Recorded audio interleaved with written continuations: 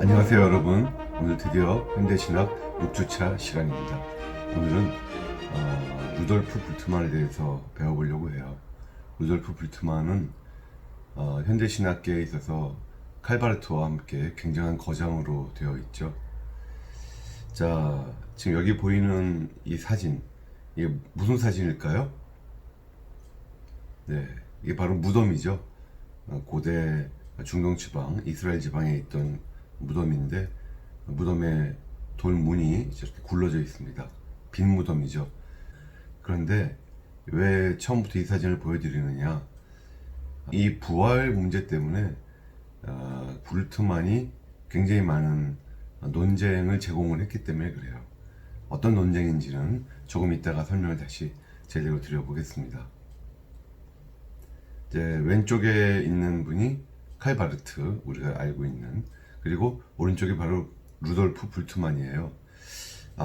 원래 그 바르트하고 불트만이 나이가 2살 차이죠. 불트만이 나이가 2살 더 형이죠.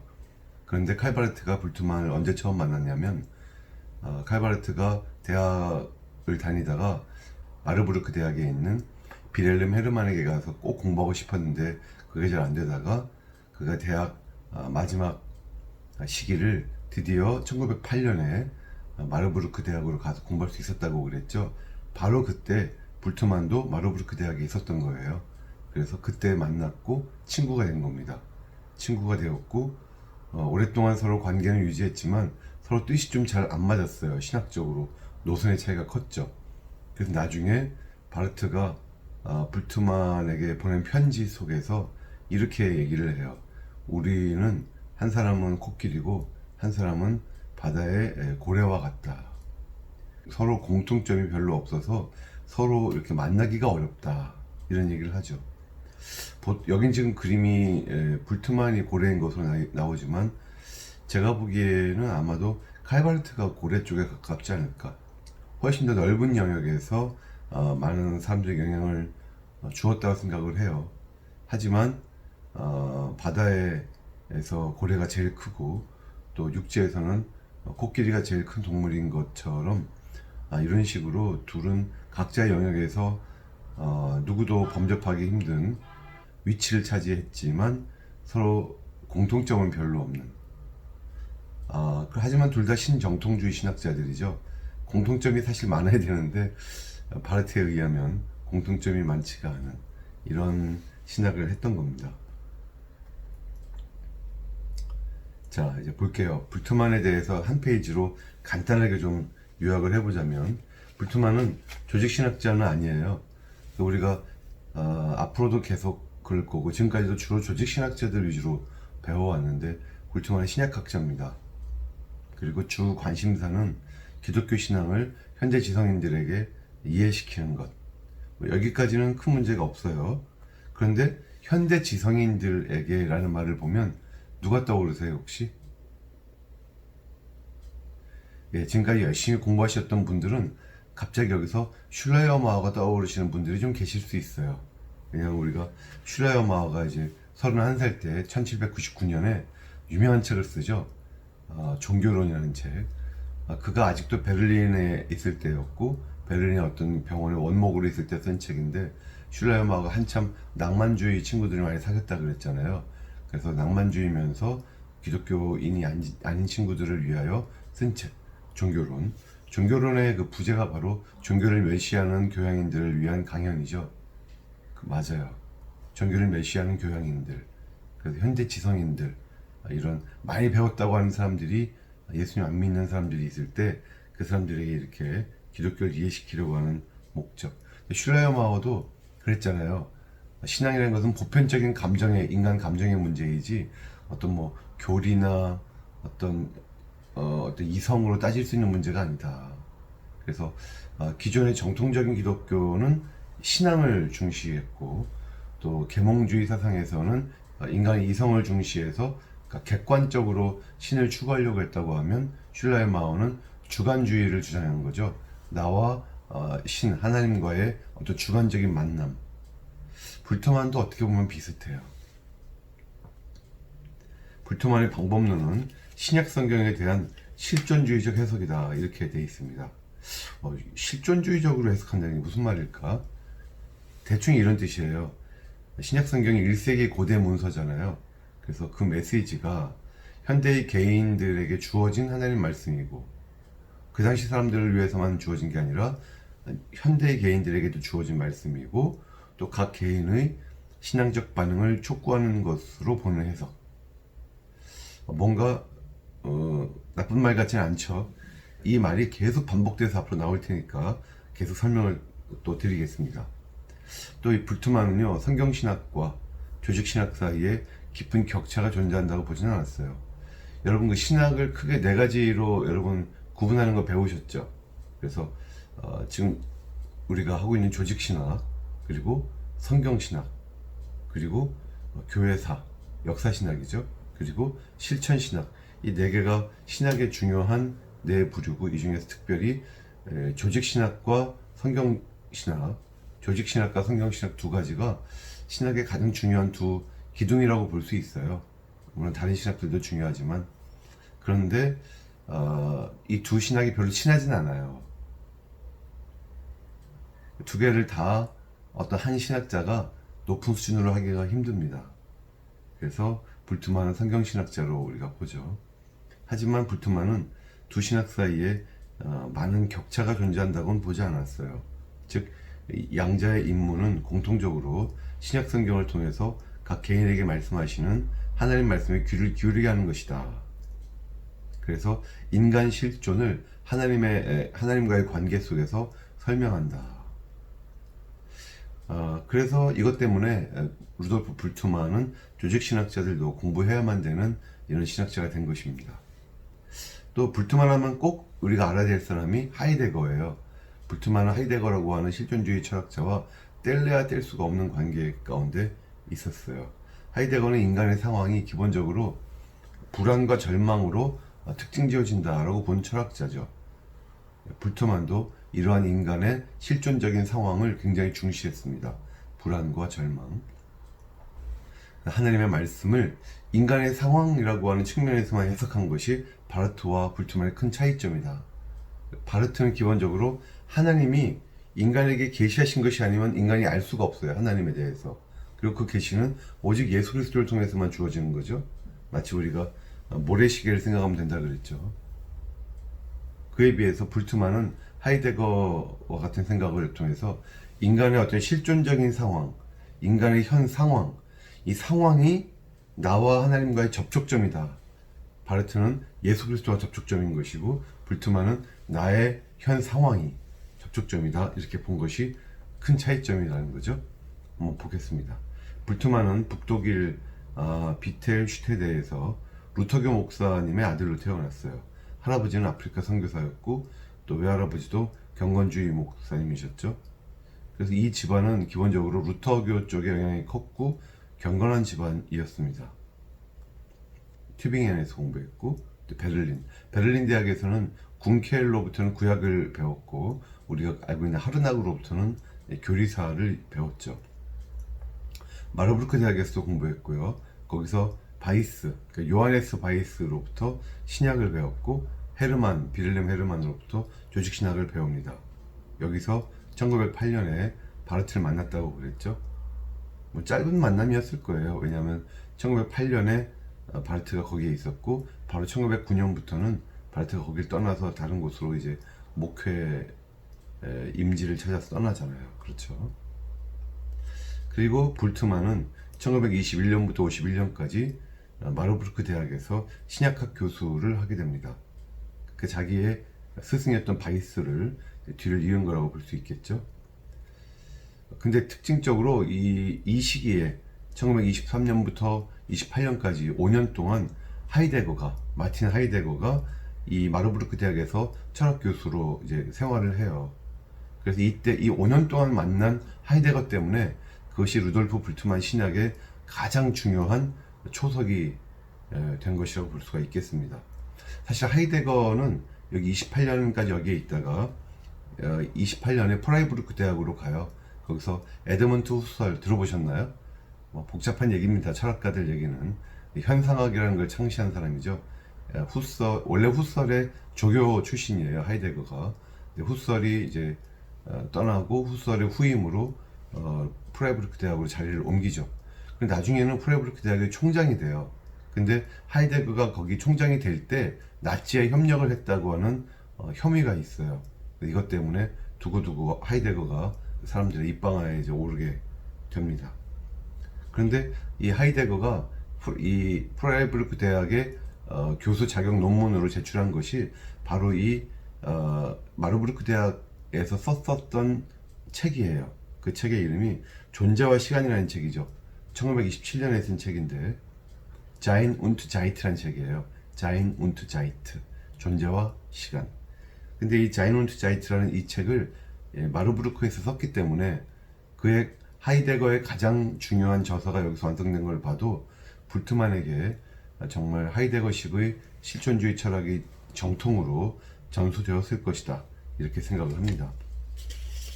근데 불트만은 독특하게 많은 신정통주의 신학자들과는 달리 직접적이고 적극적인 정치 활동은 하지 않아요. 아울러 나치 정권을 정면으로도 비판하지 않았다고 되어 있어요.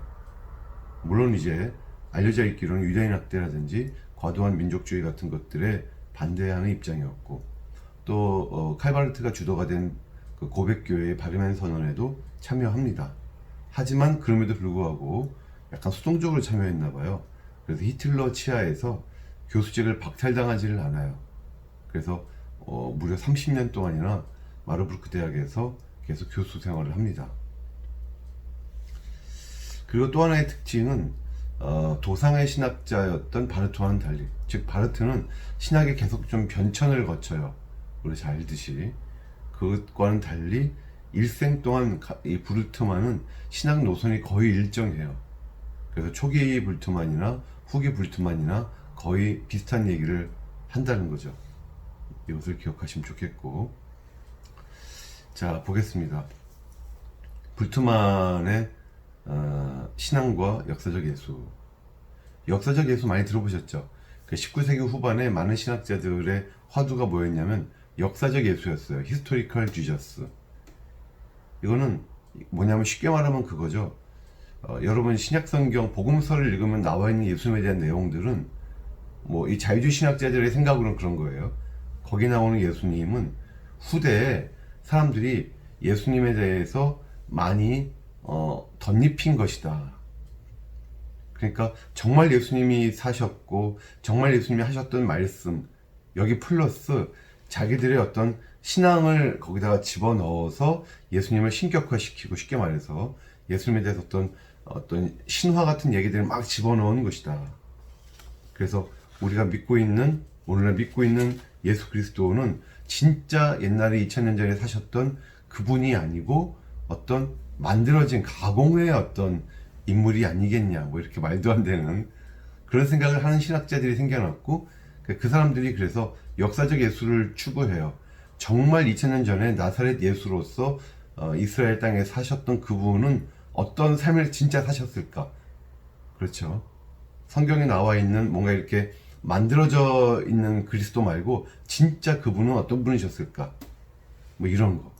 또 신약 성경에 예수님 하셨던 말씀, 우리가 보면은 좋은 성경은 다 예수님이 하신 말씀 빨간 색깔로 이렇게 인쇄가 되어 있잖아요. 그게 다 100% 예수님 진짜 하신 말씀일까? 이렇게 막 의심을 막 하는 거예요. 그 중에 예수님 진짜로 하신 말씀은 몇 개 없을 거고 나머지는 다 후대에 사람들이 만들어낸 가공의 어떤 문장들이 아닐까, 뭐 이런 거. 정말 말도 안 되죠, 우리가 봤을 때. 자, 그래서 어쨌거나 역사적 예수를 찾는 것은 자유주의 신학의 최대 무기였던 역사 비평, 성경을 세상의 다른 책들을 비평하는 방식을 똑같이 적용해갖고 비평하다가 보면 자연스럽게 정말 성경에 나와 있는 그 만들어진 그리스도가 아니라 진짜 사셨던 예수님에 대해서 궁금해할 수밖에 없는 이런 방향으로 가게 되겠죠. 맞아요. 그래서 신약 성경에 선포된 그리스도와 실제 생존했던 인간으로서의 역사적 예수 중에서 누구를 더 규범으로 볼 것이냐의 문제. 자유주의는요, 기본적으로 역사적 예수를 규범으로 봐요. 그래서 역사적 예수를 찾는, 히스토리컬 지저스를 찾는 작업에 착수를 많이 했죠. 그런데 19세기 후반의 신학자들 중에서 이 방법론에 문제가 있다고 문제를 제기한 학자들도 있었어요. 대표적인 사람이 두 명인데, 먼저 알버트 슈바이처. 여러분, 슈바이처 하면은 아프리카의 성자죠. 슈바이처는 세 가지 면에서 우리가 생각을 해야 돼요. 첫째는 음악가죠. 아주 유명한 올가니스트였어요. 바하 음악의 올간 주자로서 굉장한 권위를 자랑해요. 거기에 대한 논문도 썼고, 저희 집에도 슈바이처가 연주한 바하 음악 음반이 있어요. 들어보면 뭐 굉장히 경건하고 아주 아름답죠. 또 하나는 슈바이처는 또 의사죠. 그래서 아프리카에 가서 의사로서 수많은 병자들을 치료했다고 되어 있고, 또한 슈바이처는 신학자죠. 근데 신학적인 면에 있어서는 상당히 논쟁을 많이 일으켰어요. 하지만 우리가 신학사를 배우다 보면 슈바이처 얘기를 안 할 수가 없어요. 자, 보겠습니다. 슈바이처가 1906년도에 쓴 논문이 있어요. 1906년도에 박사학위 논문을 썼는데, 그 논문의 제목이 바로 역사적 예수 연구라는 책입니다. 역사적 예수 연구. 여기서 바로 역사적 예수라는 말이 여기서 처음으로 제대로 등장을 했고, 그래서 이 용어가 그 후로부터 많이 쓰인 건데, 그럼에도 불구하고 정작 슈바이처는 이 논문에서 역사적 예수를 찾는 작업은 실패로 끝난 것이다, 이렇게 선언을 합니다. 왜냐하면 그 연구자들이 그렇게 해서 재구성을 해낸 예수님의 실제 사셨던 나사렛 예수의 그 모습을, 결론을 보면 결국 그것도 연구자들이 자신의 상상을 반영한 것이라는 거예요. 그러니까 쉽게 말해가지고 우리가 그리스도로서 믿고 있는 그분이 우리 상상으로 만들어낸 분이니까 상상 말고 진짜 예수님을 찾아가자, 이렇게 해놓고는 정작 자기들도 자기들이 상상으로 재구성한 예수님을 믿고 있더라, 이겁니다. 그래서 이런 작업은 의미가 없다고 본 거예요, 슈바이처는. 그러면 정작 예수님이 진짜 하셨던 일은 뭐냐, 진정한 역사적 예수는 어떤 분이셨느냐에 대해서 슈바이처는 이렇게 결론을 내려요. 임박한 세계 종말의 그 위험성을 선포했던 묵시문학적 설교가였다. 이 내용은 좀 이따가 다시 한번 또 말씀드리겠습니다. 슈바이처는 예수님은 종말을 선포한 분으로 그렇게 얘기를 해요. 이게 예수님의 진짜 모습이라는 거죠. 또 한 명은 이제 마틴 켈러인데요. 이 독일 신학자는 무슨 얘기를 했냐면, 소위 역사적 예수와 역사 성경적 그리스도라는 책에서 슈바이처와는 좀 다른 방향으로 나아갔어요. 그러니까 마틴 켈러는요, 신약 성경의 의미를 푸는 열쇠는 역사의 어떤 사실을 탐구하는 데 있는 게 아니라 거기서 신약 성경에서 선포된 메시지에 있다. 즉 신약 성경에 나오는 것들의 팩트, 이게 팩트냐, 또 이게 역사적으로 진짜 일어난 것이냐, 이건 의미가 없다는 거예요. 신약 성경에서 선포했으면 그 선포된 그 내용 자체가 중요한 것이다. 팩트냐 아니냐는 중요한 게 아니다. 그래서 여기서 마틴 켈러가 아주 유명한 얘기를 해요. 히스토리와 게슈히테. 히스토리는 보통 우리가 사실로서의 역사, 예를 들어서 뭐 1517년에 마틴 루터가 종교개혁을 일으켰다든지, 또 뭐 1950년에 한국에서 6.25 전쟁이 일어났다든지, 뭐 이런 거. 역사적인 팩트를 찾아가는 이러한 내용들은 사실로서의 역사, 즉 히스토리다 하는 것이고, 게슈히테라는 것은 의미로서의 역사, 어떤 팩트가 아니라 거기서 의미를 찾아내는 것이 중요한 역사가 게슈히테다. 그러니까 성경에 나오는 그 예수님에 대한 이야기들을 히스토리가 아니라 게슈히테로 바라봐야 될 것이다. 다시 말해서 선포된 그리스도가 진짜 그리스도지, 당시에 나사렛 예수가 진짜 어떻게 사셨느냐, 그거는 우리가 탐구할 내용이 아니다. 의미가 없다, 그것은. 이게 마틴 켈러의 주장이었는데, 이거를 불트만이 갖고 와요.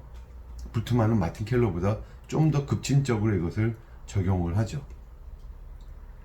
그리고 아까 군켈, 베를린 대학에서 군켈에게서 배웠다 그랬잖아요, 구약신학을. 근데 군켈이 바로 그 유명한 양식 비평을 창시한 사람이에요. 양식사 비평 이렇게도 하는데, 양식 비평은 어떤 성경의 그 문서가 장르가 뭐냐, 이게 운문으로 쓰여진 것이냐 산문으로 쓰여진 것이냐 해서 어떤 장르를 따져가지고 장르의 유사성 같은 것을 검증해 가면서 성경을 검증하자는 거죠. 이것을 신약에다가 적용을 아주 제대로 한 거예요, 불트만이 복음서에. 그렇게 하니까 복음서를 양식 비평으로 쭉 보니까 이거 완전히 헬라적 사상으로 꽉 차 있더라, 이렇게 본 거예요, 불트만은. 꼭 하르나기 생각나죠. 헬레나이제이션, 헬라화 시켰다는 거죠, 복음을. 그래서 복음서는 헬라적 사고방식이 많이 들어가 있더라. 그래서 신약 성경은 역사의 예수, 역사적 예수에 대해서는 관심이 없더라. 신약 성경은 신앙적 그리스도, 즉 우리가 믿어야 될 그리스도에 대해서만 관심이 있더라. 역사적 예수에 대해서는 따라서 우리가 알 수가 없다는 생각을 이제 불트만이 한 거예요. 자, 그런데 여기서 이 마틴 켈러처럼 루돌프 불트만도 그런 생각을 했습니다. 역사적 예수에 대한 지식의 결여가 우리 기독교 신앙에 손해가 없다는 거예요. 손해를 끼치지 않는다. 그리고 우리 기독교 신앙의 핵심은 예수님의 어떤 역사가 아니고 초대교회에서 선포되었던 메시지, 캐리그마다.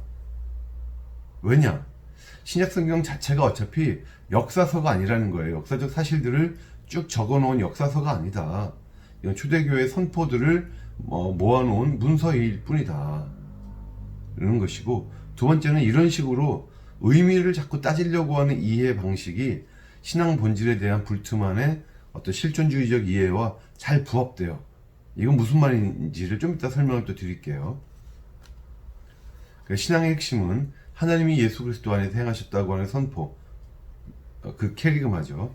그 캐리그마의 메시지 속에서 우리 각자가 그리스도와 만나는 거예요, 인격적으로.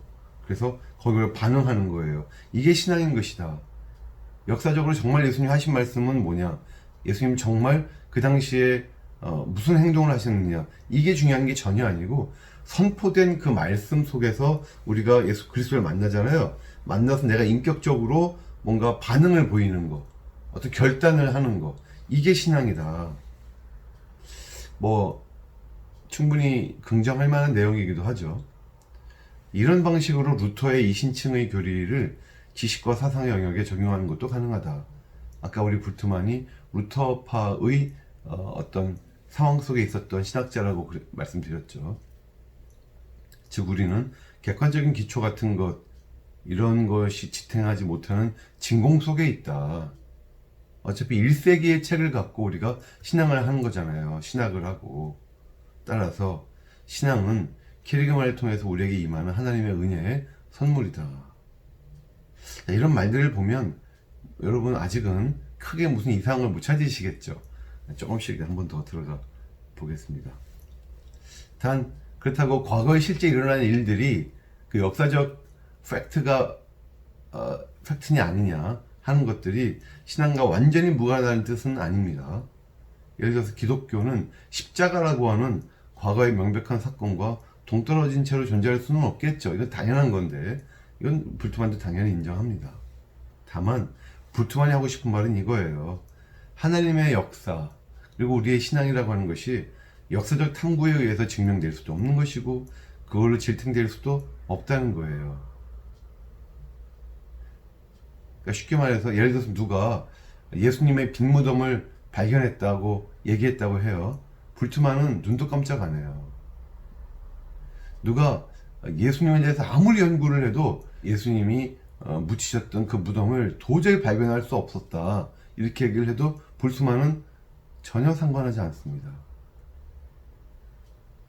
어차피 그런 것들은 우리 신앙과 아무런 관련이 없다는 거예요. 거기에 시간 들이지 말라는 거죠. 신정통주의의 특징인 계시의 캐리그마적 이해, 즉 하나님의 계시가 내려왔고 그걸 우리가 선포한 거죠. 그러니까 인간이 어떤 자연신학적으로 자연계시를 찾아내는 게 아니라, 이게 신정통주의의 중요한 특징인데 불트만도 그렇게 얘기를 해요. 하나님의 계시는 한 개인과 그리스도에 대한 선포와의 현재적인 만남에 놓여 있다. 이건 맞는 말입니다. 과거의 사건들이 중요하다면 그 이유는 아마도 하나님이 그리스도 안에서 2000년 전에 어떤 행위를 하셨기 때문에 우리가 과거 사건들을 중요하게 여길 수는 있겠다는 정도. 하지만 그럼에도 이 문장 잘 보세요. 그럼에도 하나님의 행동에 대한 어떤 세부적인 역사적 사실들도 신앙과 관련해서는 중요하지 않다.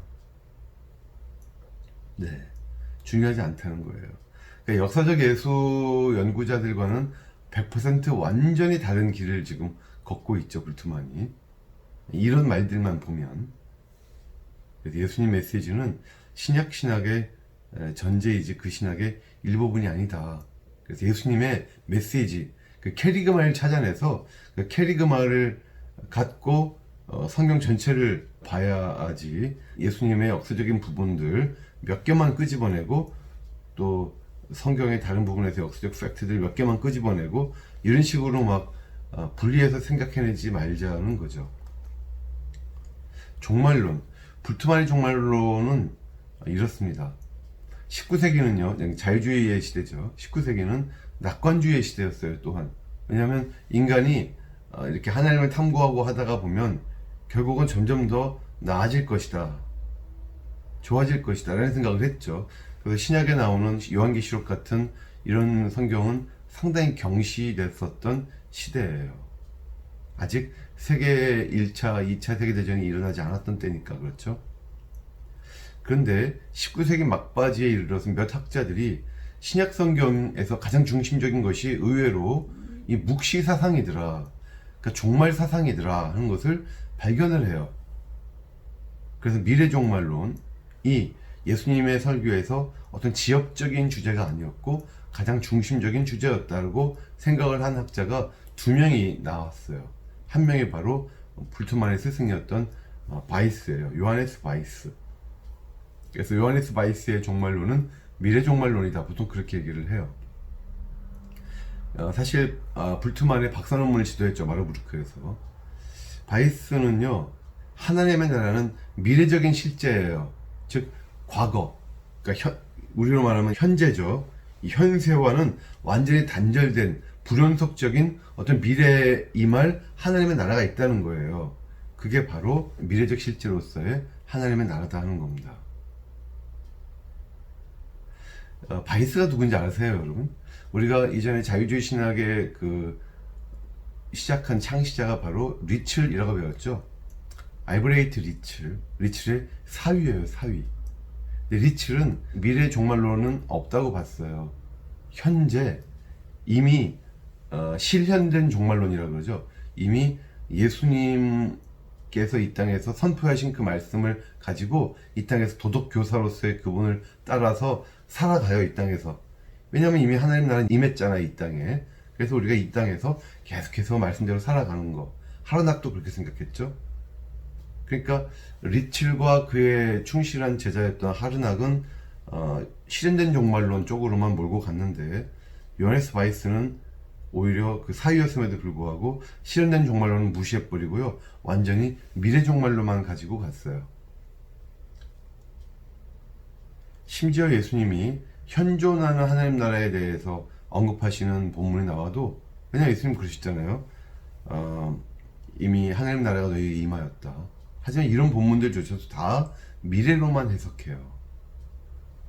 리첼과 하르낙의 껍데기와 알맹이, 성경은 이렇게 나누는 걸 좋아했다고 했잖아요. 그 껍데기가 대표적으로 바로 묵시 사상이었거든요, 그들이 봤을 때.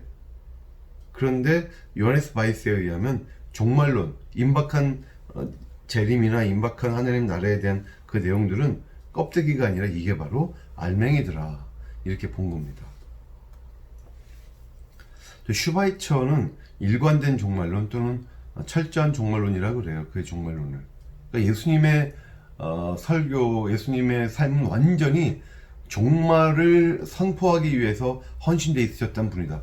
예수님은 완전히 철저하게 종말론적인 프레임을 해서만 예수님을 바라보는 게 슈바이처의 생각이었어요. 근데 이렇게 생각해 보면 그러면 슈바이처가 예수님의 종말론에 대해서 굉장히 긍정적으로 바라봤는가 이렇게 볼 수도 있겠죠. 근데 사실은 그렇지 않아요.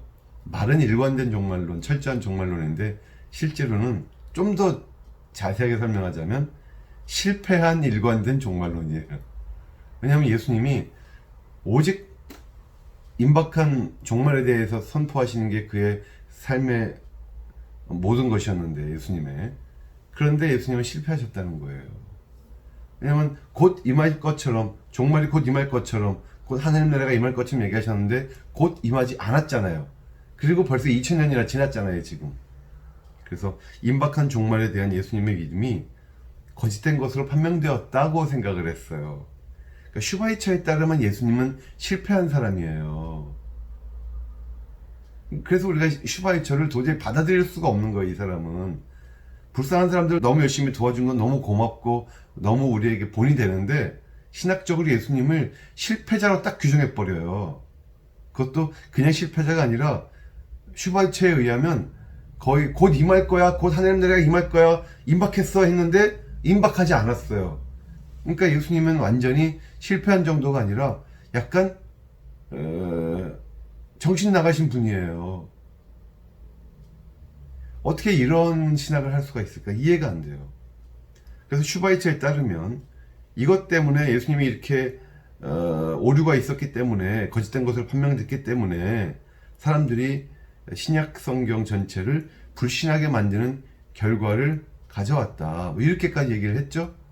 그런데 우리가 봤을 때는 슈바이처 이 사람 때문에 오히려 사람들이 신약 성경 전체를 불신하게 되는 것 같아요.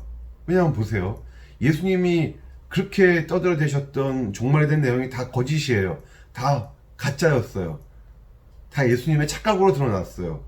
이것 때문에 사람들이 이제 예수님이 하시는 다른 말씀들도 이제 불신하게 되었다고 슈바이처는 지금 말하고 있는 것인데, 정말 그게 맞다면 예수님이 종말에 대해서 말씀하지 않은 다른 말씀들은요, 그건 괜찮아요, 우리가 받아들여도.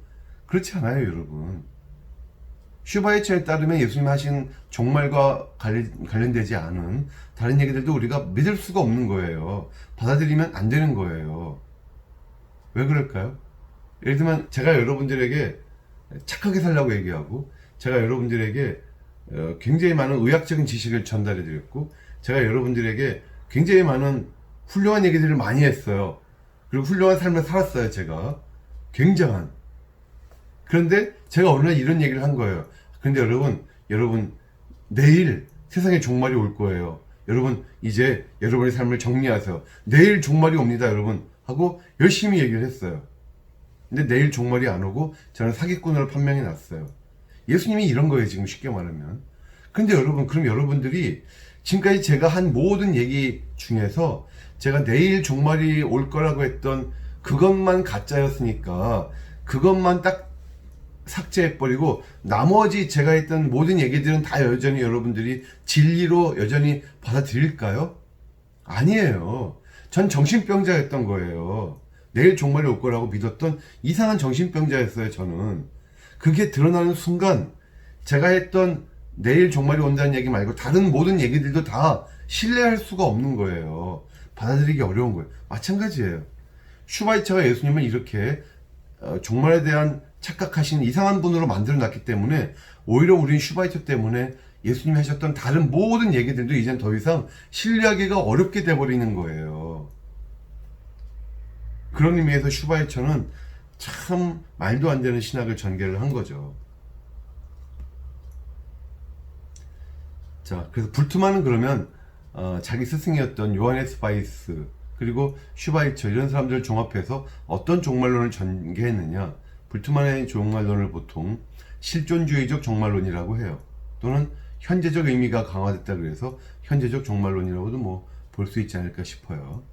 예수님과 초기 기독교 공동체가 임박한 하나님의 나라를 기대했지만 실현되지 못했던 것엔 동의를 했죠, 불트만도. 하지만 여기서 슈바이처의 결론으로 가지는 않고 신약의 종말론을 재해석하는 쪽으로 가요. 다시 말해서 그 메시지가 처음 주어졌던 당시의 시간에 국한된 의미를 넘어서서 그 종말론적 메시지가 주어진 그 당시 1세기의 상황에만 적용하지 말고 그 실존주의적 의미에 우리가 주목하자. 다시 말해서 종말론의 핵심은 예수 그리스도라고 하는 종말론적 사건이 딱 일어났잖아요. 거기에 대해서 모든 사람들이 어떤 내려야 될 결단이 있는 것이에요. 이게 종말론의 핵심이지, 정말로 임박했다, 정말로 하나님 나라가 언제 임할 것이냐, 예수님은 언제 재림하실 것이냐, 이게 종말론의 핵심이 아니라는 거예요. 종말론의 핵심으로서 오신 예수님에 대한 우리의 어떤 반응, 이게 종말론의 핵심이라는 거죠. 그 중요한 근거를 바울과 요한에게서 찾아요. 특히 요한복음에서 찾습니다. 요한이 복음의 메시지를 비신화화하는 가운데, 거기서 신화적인 부분들을 다 재해석하는 가운데, 요한복음 보면 심판은 이미 예수님의 죽으심을 통해서 이미 임한 거니까 최후의 심판은 없을 것이고, 그리고 영생은 미래의 복이 아니라 현재 우리에게 이미 임해져 있는 것이다, 하나님의 나라가. 이런 식으로 요한복음에 나오지 않느냐. 그러니까 사도 요한 자신도 이미 종말론의 현재적 어떤 실존주의적 의미를 우리에게 전달해 준 것이다, 이렇게 본 거예요. 그럼 우리가 요한복음 읽을 때 나중에 미래에 임할 종말론적 사건처럼 나오는 부분들이 있으면 그건 우리가 어떻게 이해해야 되나요? 그렇게 물어보면 불투만이 이렇게 대답한다는 거예요. 그거는 후대의 편집자들이 추가한 내용이다. 추가한 내용이다. 참, 이게 굉장히 신학자, 특히 자유주의 신학자들이 아주 단골로 써먹는 말이잖아요. 후대의 편집자가 추가한 내용이다. 저는 이렇게 생각해요. 이거 완전히 엿장수 마음대로 신학을 생각하는 것이 아닌가. 신학자들이 엿을 팔거나 엿장수들이 신학을 해도 별로 달라지는 것은 없지 않느냐. 누가 이렇게 말을 해도 우리가 사실 할 말이 별로 없을지도 몰라요. 그냥 불투만처럼 성경을 봤을 때 실존주의적으로만 해석하고 현재적인 종말론적인 부분만 해석하고 나머지 부분에 대해서는 그거요, 후대의 편집자들이 그냥 성경에다가 추가한 거예요. 그런 말을 누가 못해요. 그런 말을, 그러니까 내가 좋아하는 부분은 남겨놓고 내가 별로 안 좋아하는 부분은 나중에 사람들이 그냥 집어넣은 거예요.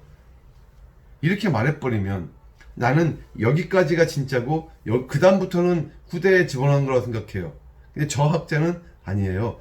여기까지가 원래고 그 다음부터는 집어넣은 거예요. 이런 식으로 사람마다 다 다르게 생각하는 거잖아요. 엿장수 마음대로예요. 어디부터 자를 것인가. 제가 알고 있는 어떤 그 신약학 교수님이 이전에 미국에서 공부하실 때 얘기를 해주신 적이 있어요. 그 신약학 교수님이 이제 미국에서 박사 공부하시는데 하루는 역사적 예수 연구 세미나가 열리더래요. 사실 역사적 예수 연구 광풍은 이미 지나갔어요, 여러분. 제가 옛날에 읽었던 자료에 의하면 1980년대에는 그 세미나가 매년 열리는데 80년대에는 한 100명 정도씩 세미나에 왔다는 거예요. 근데 2000년대 들어서는 그 세미나에 한 20명밖에 안 온대요. 이미 사람들의 관심이 많이 줄어든 거죠. 어쨌든 그 신약학 교수님이 미국 가서 공부하실 때 그 역사적 예수 연구 세미나가 열린다고 하는 광고를 보신 거예요, 드디어. 내가 말로만 듣던 저기 한번 가서 어떤 곳인지 한번 봐야 되겠다 해서 이제 흥미가 유발돼서 가셨대요. 가셔가지고는 그 교회에 들어가서 회의를 하는 걸 봤는데 어떤 회의를 하느냐면 신약 성경에서 예수님이 하셨던 모든 말씀들을 다 끄집어 내놓고요. 이게 정말로 역사적 예수, 2000년 전에 나사렛 예수께서 정말로 이 말씀을 하신 건지 아니면 후대에 그냥 다른 사람들이 그냥 성경에다가 집어넣은 것인지를 투표를 하더래요. 아주 쉽게 말해서 자, 이 말씀이 진짜 예수님 하신 말씀이라고 믿는 분들은 손들어 보세요. 그리고 아니라고 생각하는 사람들은 손들어 보세요. 이런 식으로. 그렇게 해서 역사적 예수가 실제로 하신 말씀인지 아닌지를 결정하고 있더라는 거예요. 그래서 아주 학을 떼고 거길 나오셨어요, 이 교수님이. 그렇잖아요, 여러분. 아주 쉽게 말해서 예수님이 하신 말씀이 딱 있으면 이걸 100명 중에서 100명의 손을 다 들었어요. 이거 예수님 실제로 하신 말씀이다. 100명이 다 손을 들었다고 이게 진짜 예수님 하신 말씀일까요? 진짜로? 그리고 100명 중에서 한 명밖에 손을 안 들었어요. 나머지 99명은 예수님이 실제 하신 말씀이 아니래요. 그런데 99명이 반대했다고 해서 실제로 그 말씀이 예수님 하신 말씀이 진짜 아니었을까요? 예수님이 진짜 하신 말씀이고 아니고가 여기서 손드는 사람들의 숫자로 결정되는 건가요? 그런 건 아니잖아요.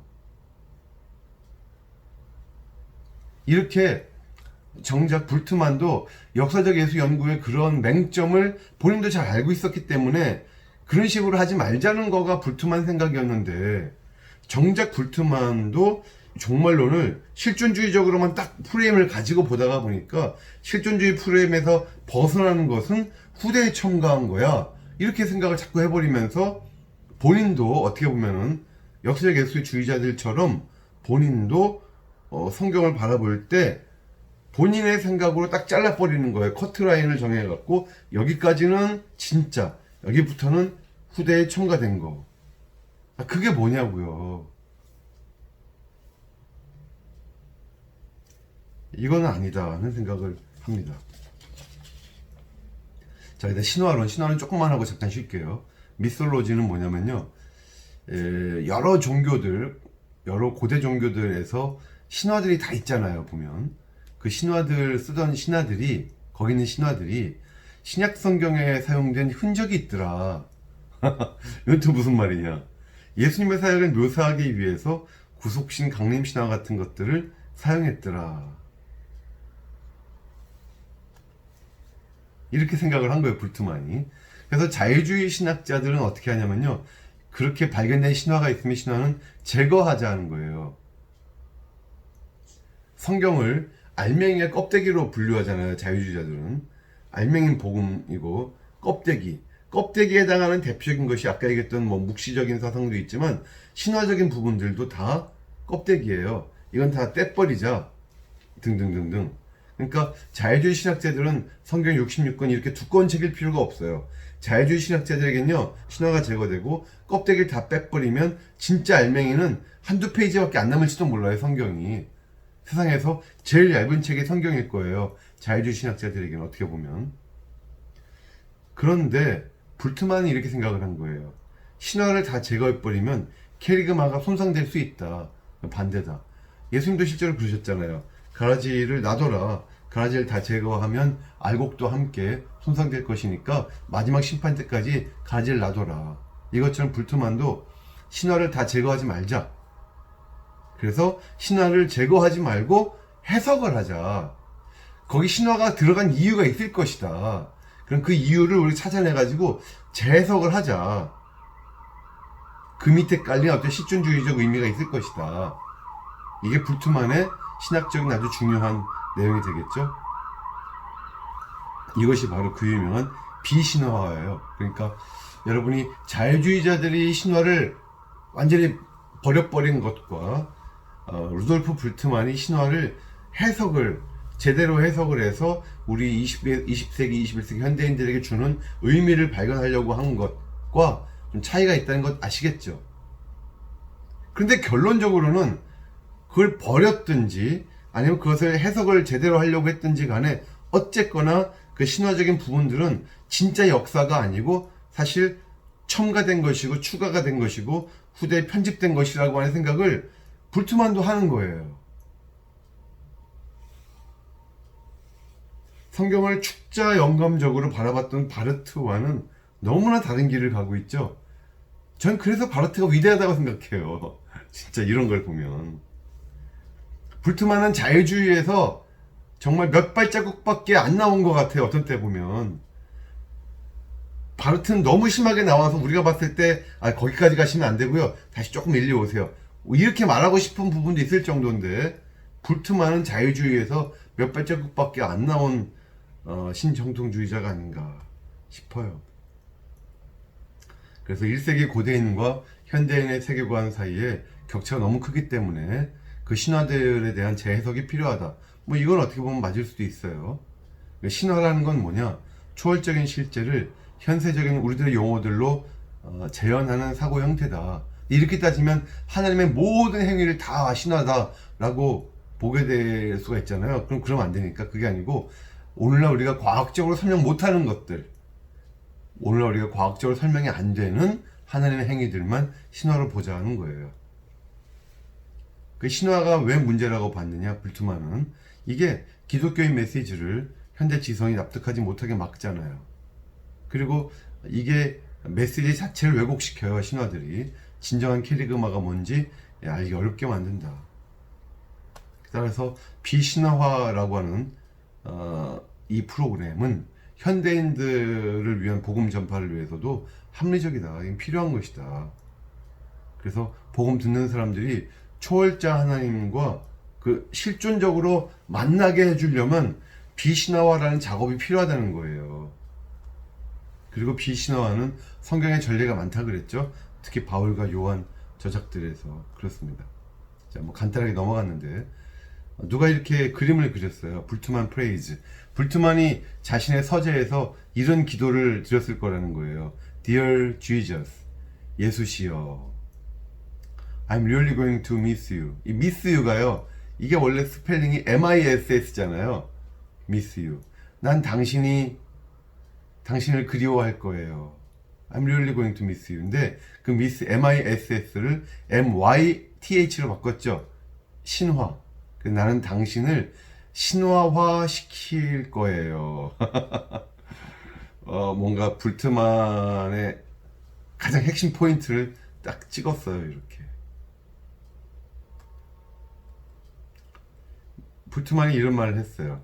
신화는 코스모로지컬 텀, 어떤 우주론적인 용어들로 해석되어지면 안 돼요. 신화는 안스로폴로지컬, 그러니까 인류학적인, 인간학적인 어떤 용어들로 해석되어져야 되고, 더 좋게는 existentialist term, 실존주의적인 용어들로, 그러니까 신화는 실존주의 용어들로 해석되어져야만 된다, 이런 말입니다.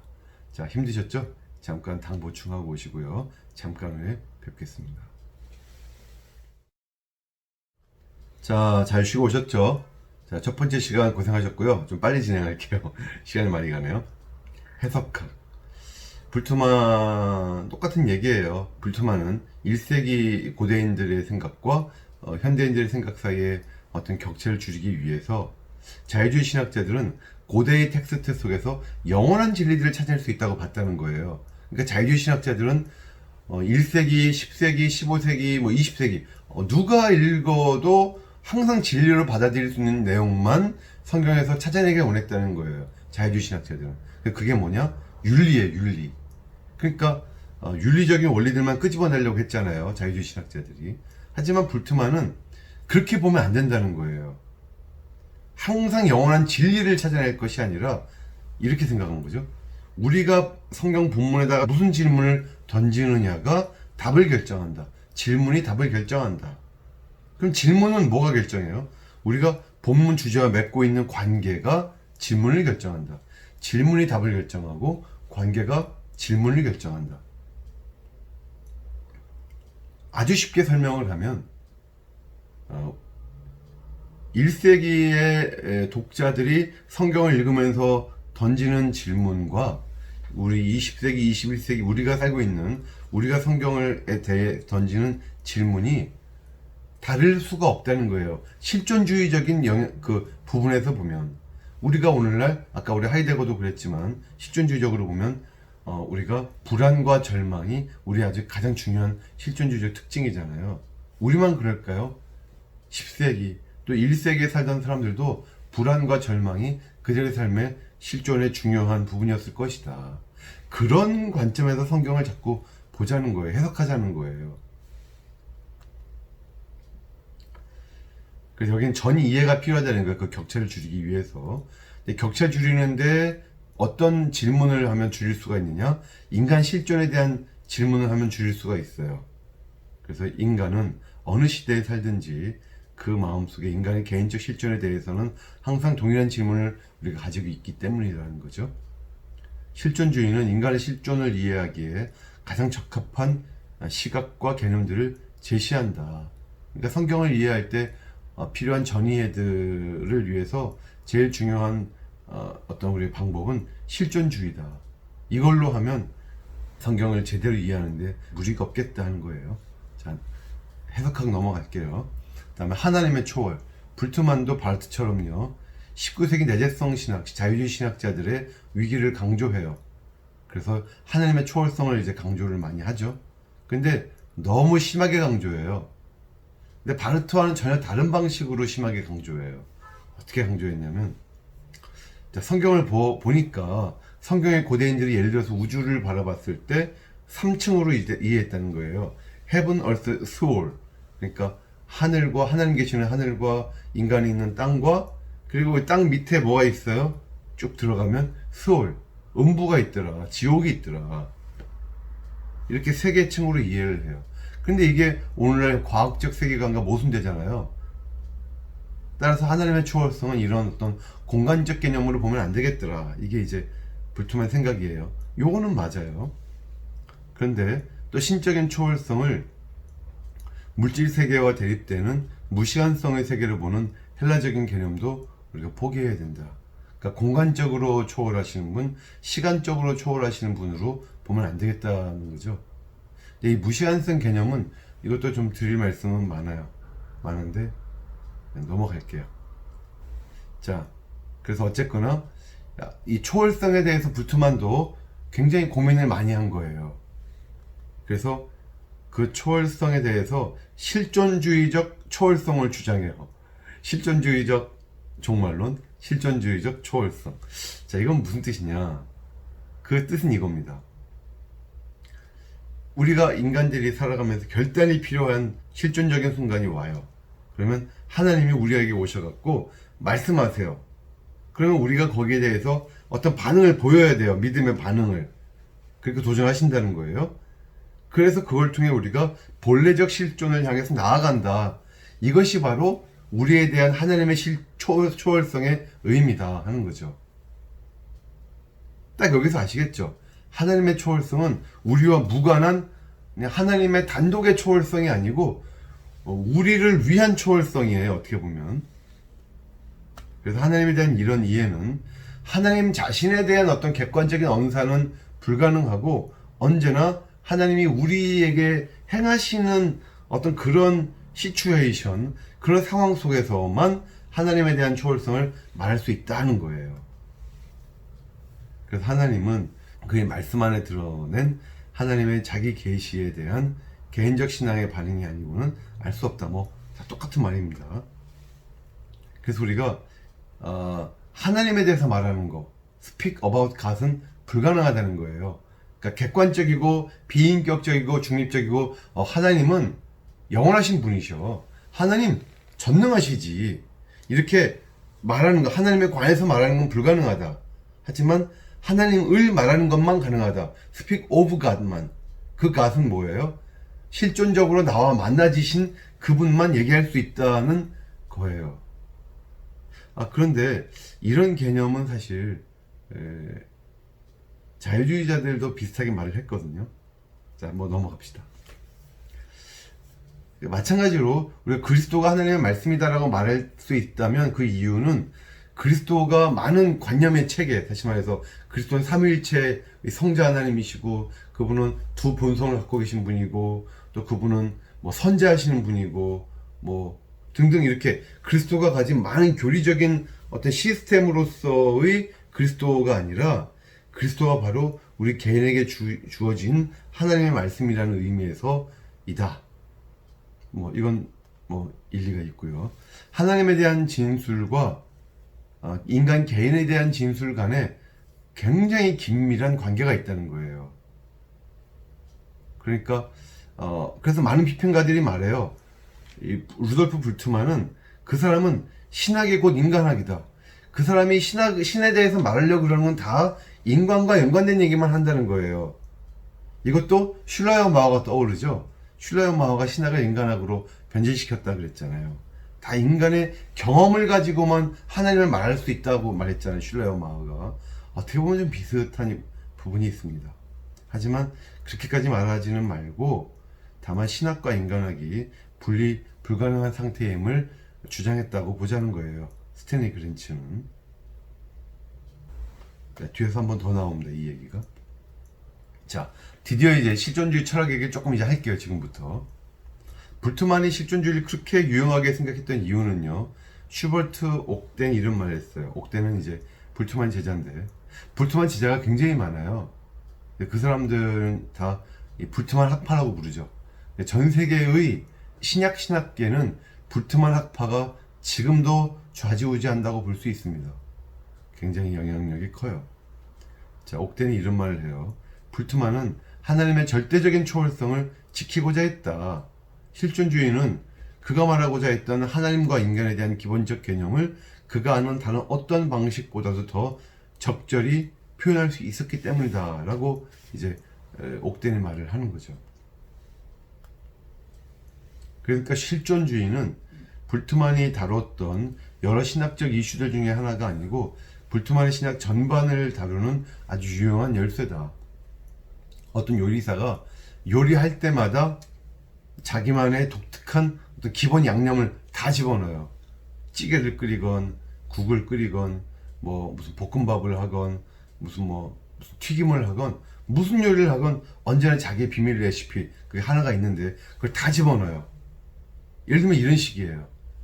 불트만의 모든 신학은 종말론이건 기독론이건 신론이건 무슨 신학이건 다 기본적으로 똑같은 레시피가 들어가 있어요.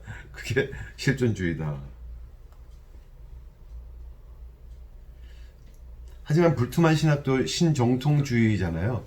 그래서 신정통주의자들이 항상 제기했던 일반적인 공통적인 질문이 있고 불트만 신학도 어떻게 보면 거기서 출발을 하는 겁니다. 그게 뭐냐? 그 질문은 하나님은 오늘의 우리 인간들에게 어떻게 말씀하시느냐. 그런데 이에 대한 불트만의 반응은 여기에다가 인간 실존의 개념을 이제 도입하자는 거예요. 왜냐하면 불트만은 이 인간 실존 개념이라는 게 실존 철학에서도 발견되지만 신약 성경에서도 발견된다. 그러니까 내가 괜히 엉뚱한 철학을 성경에다가 자꾸 대입하려고 하는 게 아니고 성경 자체가 실존주의적으로 쓰여진 책이다. 이렇게 말을 하는 거예요. 대표적으로 바울과 요한이 그렇다는 거죠. 하나님은 초월적인 전적 타자로서 인간 개인에게 말씀하시고 하나님의 말씀은 삶의 근원적인 변화를 촉구한다. 그러니까 하나님은 초월적인 분이시지만 우리 개별적인 인간들에게 말씀하신다는 거예요. 그리고 각 개별적인 인간들의 삶에 변화를 촉구하고 계신다. 그러니까 하나님에 대한 신학은 곧 인간에 대한 신학일 수밖에 없다는 거예요. 이게 불트만적 생각이죠. 자, 이제 하이데거 얘기를 좀 해보겠습니다. 하이데거는요, 불트만에게 객관화된 견해만 제공하던 기존의 그 존재론들에 맞서는 색다른 존재론을 불트만에게 전해줬다는 거예요. 그게 뭐냐? 전통적인 존재론들은요, 인간을 보편인간으로 봐요. 인간을 자연계의 일부를 차지하는, 그리고 온 세계 인류 중에 그냥 한 명으로서의 나. 그러니까 보편적인 인간이에요. 기존의 존재론들은.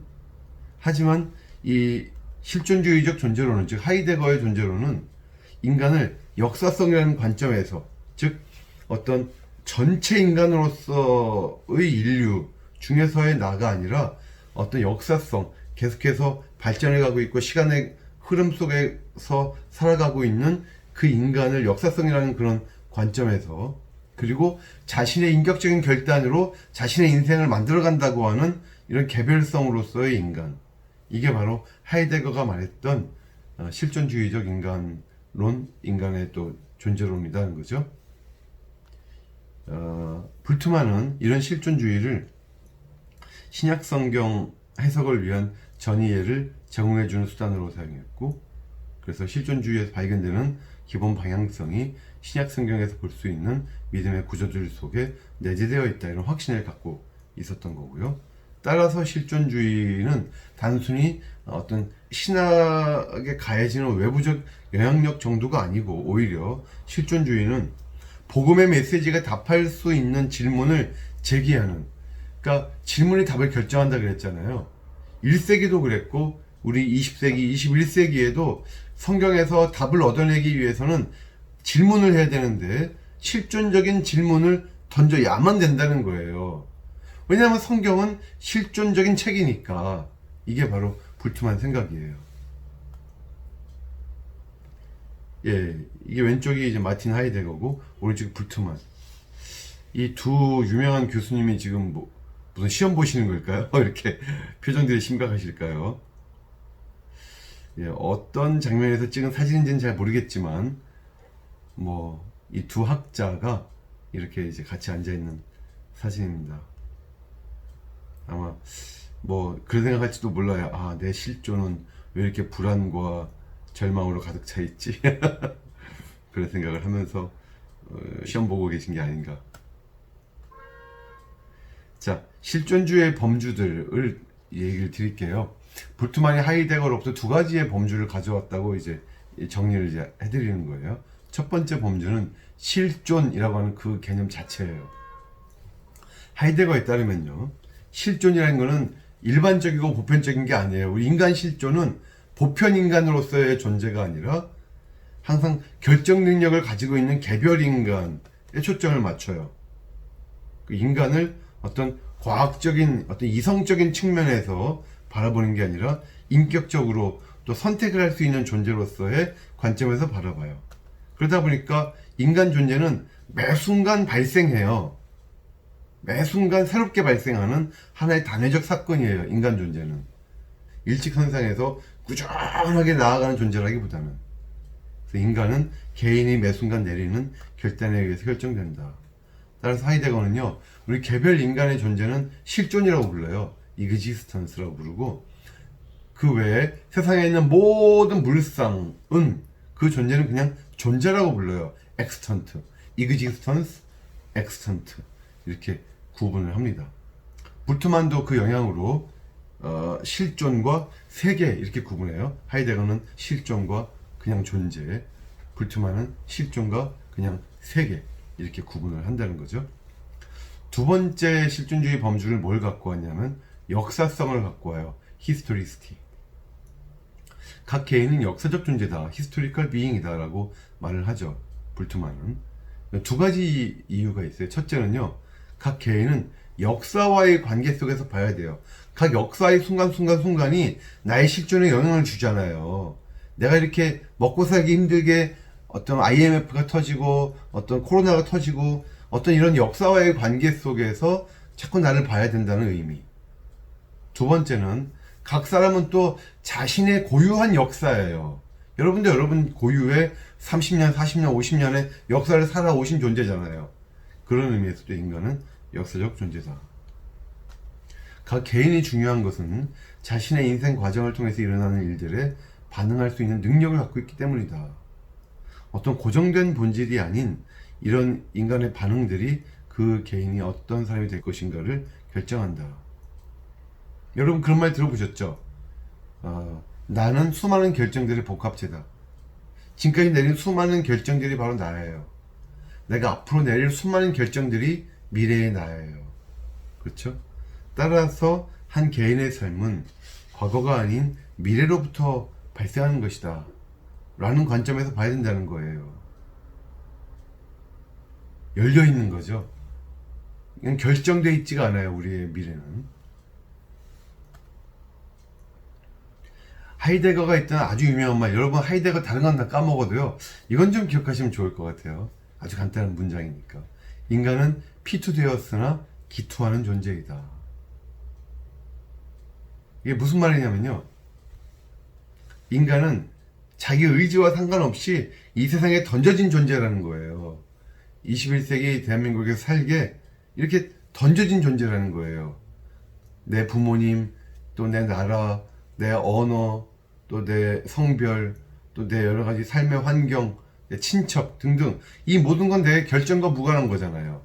우린 피투되었어요.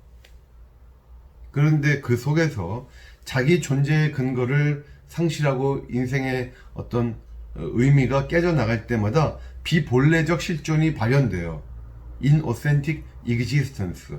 우리 원래 그렇게 살면 안 되는 건데 그냥 그렇게 살게 돼버린 거예요. 이때마다 우리는 우리가 원래 살아야 될 어떤 실존의 모습이 있다면, 이상적인 모습이 있다면 그 본래적 실존을 향해서 나를 미래로 던져야 돼요. 이걸 기투한다 그래요. 수동적으로 피투된 존재지만 능동적으로 미래로 우리를 기투하는 존재다. 이것이 인간의 실존이다 라고 하이데거가 말했다는 거죠. 이해되시죠? 무슨 말인지. 불트만은 이 개념들을 죄와 신앙을 설명할 때 이제 응용을 해요. 인간의 비본래적 실존은 뭐냐? 이 세상, 즉 현실적인 것들, 여기 안주하려고 하는 게 비본래적 실존이라는 거예요.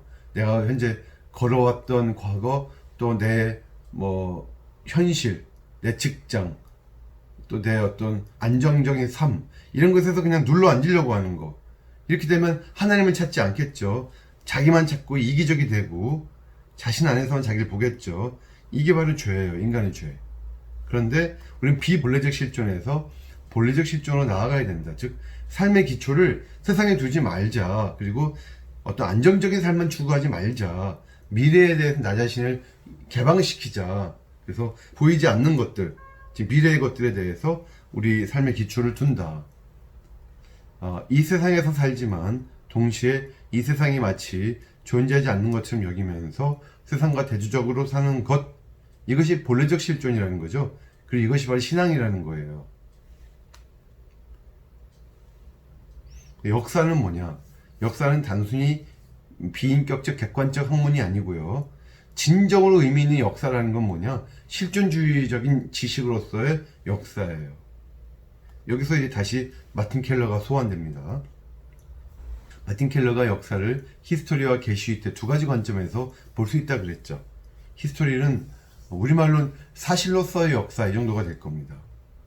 초연하고 객관적인 중립적인 관찰을 통해서 과거를 원인과 결과의 연속으로 보면서 거기서 사실적인 정보만을 이끌어내요. 몇 월 며칠에 어디에서 누가 뭐 했다는 거예요. 쉽게 말해서. 근데 게슈이테는 의미로서의 역사예요.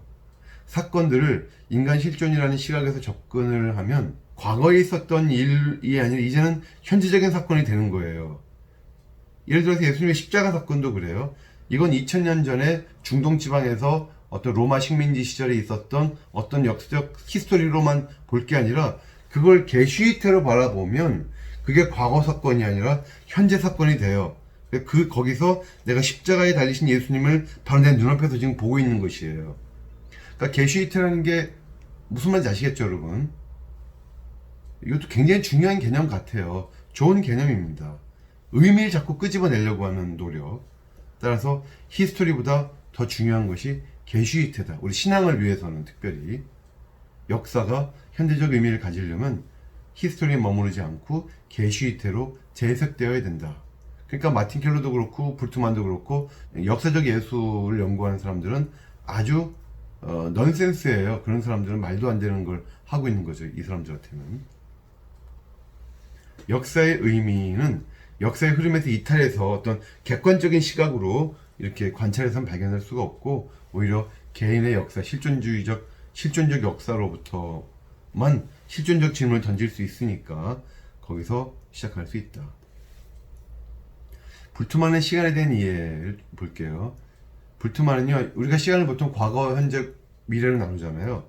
그런데 이렇게 하면 현재가 점이 돼버려요. 과거는 굉장히 길잖아요. 한도 끝도 없이. 미래도 한도 끝도 없이 길잖아요. 딱 그 중간에 있는 게 현재인데 점 같은 거예요. 예를 들면 지금이 10시 1분이다 라고 말하면 그 순간 그건 과거가 돼요. 왜냐하면 지금은 10시 1분 1초니까. 이렇게 현재는 언제나 점 같은 거예요. 그런데 오히려 하이데거는 우리의 관심을 현재에 두자는 거예요. 이거 점이 아니라는 거예요. 오히려 현재는 결단의 시점이다 하면서 현재 초점을 두고자 했던 거예요. 이게 불투만 생각이기도 하고. 과거는 비본래성의 영역이에요. 과거는 결정의 부재, 가능성의 결핍을 의미할 수 있잖아요. 그리고 과거는 딱 이미 고정돼 버린 거니까 거긴 더 이상 가능성이라는 게 없어요. 변화의 가능성이 없어요. 그래서 과거와 연관된 비본래성은 그 죄를 내가 인정함을 통해서 현재로 실존을 가지고 와요. 그래서 이제 미래를 바라봐야 되는데 미래는 아직 아닌 것, not yet이 아니에요. 미래는 결단을 요구하는 가능성이에요. 오픈돼 있어요. 그러니까 인간은 현 존재, 다자인이라 그래, 다자인. 이 하이데거의 용어에 의하면 다자인 속에서 미래의 가능성의 영역을 이제 바라봐요. 그래서 각 사람은 미래로부터 사인도록, 그러니까 과거를 쳐다보는 사람이 아니라 미래를 쳐다보는 사람이에요. 미래로부터 살아가는 거예요, 우리는. From the future. 그렇죠? 그렇게 따지면 현재, 프레젠트는 절대로 now가 아니에요. 지금 이 순간이 아니에요. 지금 이 순간 딱 그 점처럼 찍을 수 있는 그게 현재가 아니라 과거와 미래를 통합시켜서 나를 본래적 실존으로 나아가게 만드는 실존적인 결단의 상황이 현재예요. 알겠죠, 여러분?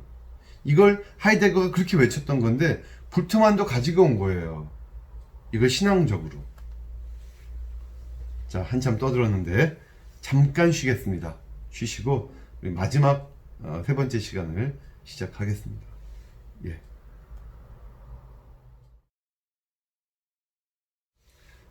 자, 여러분 잘 쉬고 오셨죠? 이제 마지막 시간입니다.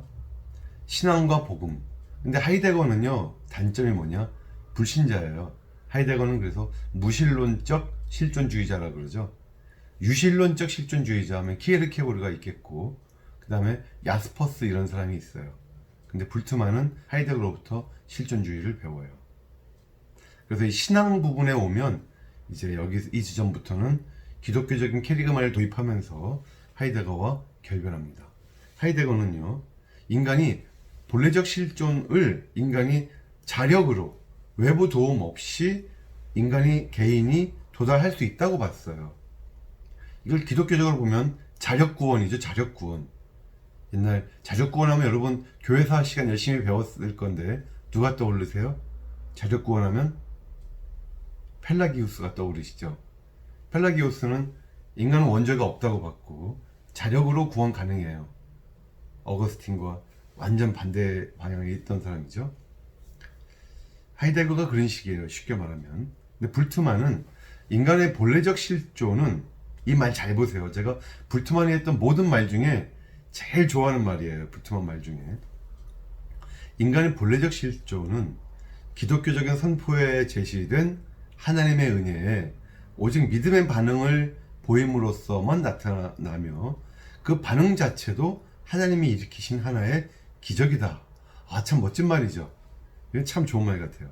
인간의 본래적 실존은 기독교적 선포에 제시된 하나님의 은혜에 오직 믿음의 반응을 보임으로써만 나타나며 그 반응 자체도 하나님이 일으키신 하나의 기적이다. 캐리그마라는 건 도대체 뭐냐? 구원 사건으로서의 십자가와 부활에 대한 선포다. 그리고 이 두 사건은 분리 불가능한 하나의 사건에 해당한다. 뭐 맞는 말 같기도 하고 그렇죠. 그런데 십자가와 부활을 하나로 묶었다는 게 중요해요, 여러분. 물론 의미가 묶여 있는 부분도 있습니다. 하지만 분명히 역사적으로는 서로 다른 사건이죠. 불트만이 초기부터 예수님의 죽으심과 예수님의 부활에 대해서 그것이 사실임을 증명하려고 하는 모든 노력이 다 헛되다라고 얘기했다고 그랬어요. 우리 오늘 강의 첫 번째 보여드렸던 그 표지 사진도 그래서 무덤 사진을 보여드렸던 거고요. 빈 무덤 이런 거는 불트만한테는 아무런 중요성이 없어요. 중요한 건 십자가와 부활이 현대의 우리 개개인들에게 주는 어떤 지속적인 의미가, 실존적인 의미가 중요한 것이다. 그래서 우리가 그 캐리그마에 대해서 반응할 때 십자가와 부활은 우리의 경험이 된다. 대부분 맞는 말 같은데 십자가와 부활을 묶었다는 거, 이 부분을 좀 더 한번 파헤쳐 볼게요. 불트만은요, 십자가는 분명히 과거 역사의 한 팩트, 그러니까 십자가를 게슈히테로 물론 보지만 히스토리적인 관점에서도 볼 수 있다는 거죠. 불트만에 따르면 실제로 일어난 사건이니까요. 만약에 십자가조차도 실제 일어난 사건이 아니다, 그러면 기독교는 완전히 가상의 종교고 상상의 종교고 말도 안 되겠죠. 그러니까 십자가는 팩트로 인정해요. 하나님의 인류를 해방시키시는 심판, 리버레이팅 저지먼트로 이제 인정을 합니다. 근데 부활로 오면 좀 얘기가 달라져요. 불트만은 이것이 히스토리성 어떤 의미를 갖고 있다고 안 봤어요. 이거를 거부했어요. 그렇게 보기를. 끝까지 개슈이테로만 바라봐요. 그래서 불트만은 이 부활이라는 것이 죽은 사람이 이 세상에 살아 돌아오는 것을 의미하는 것도 아니고, 예수님이 피 안의 생명으로 탈바꿈하는 것도 아니며, 부활은 무슨 뜻이냐, 의미는 뭐냐, 십자가에 달려 죽으신 분이 주님의 이상으로 격상되는 것을 의미하는 것이다. 뭔가 이상하죠. 여러분, 부활 이렇게 되면 우리가 고린도전서 15장은 어떻게 되는 건가요? 15장 20절에 그런 말씀이 있잖아요. 그러나 이제 그리스도께서 다시 살아 죽은 자들의, 잠자는 자들의 첫 열매가 되셨도다. 첫 열매가 예수님이시니까 우리도 이제 두 번째, 세 번째 열매로서 부활할 것을 소망하는 거잖아요. 근데 그 실제로 부활하신 주님으로서의 역사성으로서의 그런 팩트로서의 부활을 자꾸 얘기 안 하려고 그래요. 즉, 부활을 믿는다는 것은 무슨 뜻이냐? 십자가의 구원의 효력을 믿는 것이다. 물론 십자가에 죽으신 분이 부활하신 능력의 하나님이심이 증명이 안 되면, 십자가에 죽으신 분이 난류에 아무리 죽으셨다 그래도 의미가 없는 거죠. 왜냐면 그분은 하나님이 아니시니까, 완벽하게 죄 없으신 분이 아니시니까, 난류에서 죽으셨다고 해도, 내가 그분을 믿는다고 해도 난 구원받지 못할 거예요. 근데 그분이 약속대로 부활하셨잖아요. 그러니까 우리는 이분이 바로 그 죄 없으신 하나님이시구나, 하나님의 아들이시구나, 이제 알게 됐고, 그래서 이제 십자가의 구원의 의미가 분명해지는 건 맞는데, 이런 식으로 자꾸 말을 함으로써 부활의 역사성은 빼버렸어요. 완전히 빼버렸어요. 이런 기독교 메시지의 선포가 우리 믿음을 발생시키죠. 믿음이란 자신이 그리스도와 함께 십자가에 달렸다가 그리스도와 함께 부활한 것을 이해하고자 하는 의지다.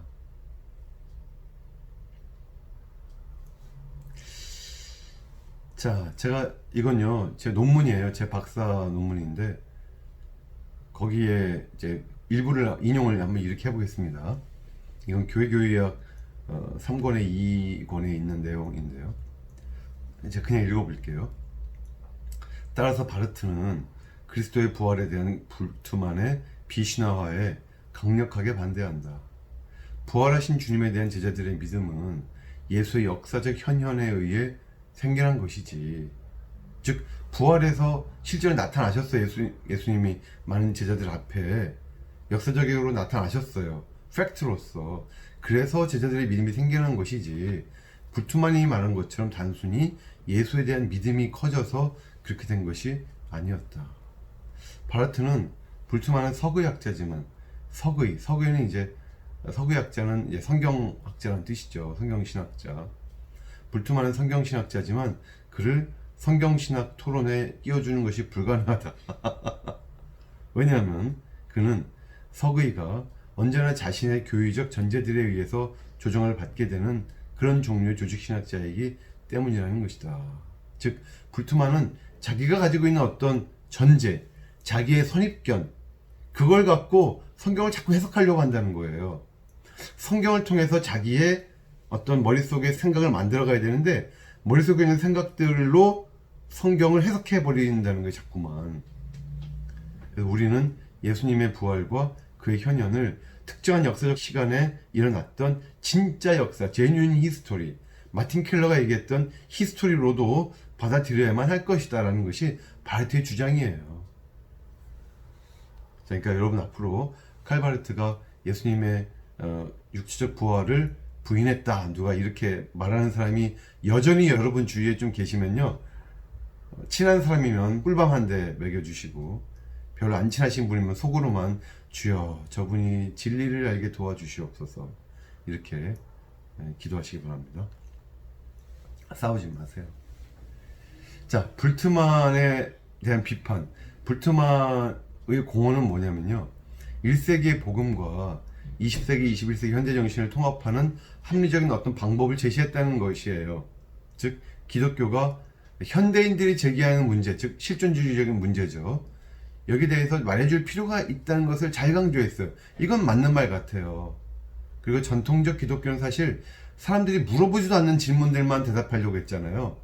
실제로 물으려고 하는 불안과 절망과 어떤 고통과 아픔에 대한 질문들에 대해서 성경이 대답을 해줘야 된다. 좋습니다. 그래서 이런 것이 좋은 공헌이라고 봐요. 어떻게 보면 슐라이어 마오도 그런 면에서 공헌을 했죠. 진리는 객관성보다는 듣는 이의 영혼을 사로잡는 것이어야 된다. 그리고 하나님의 내재성을 강조한 자유주의에 맞서서 하나님 초월성을 재확립하려고 했다. 다 좋습니다.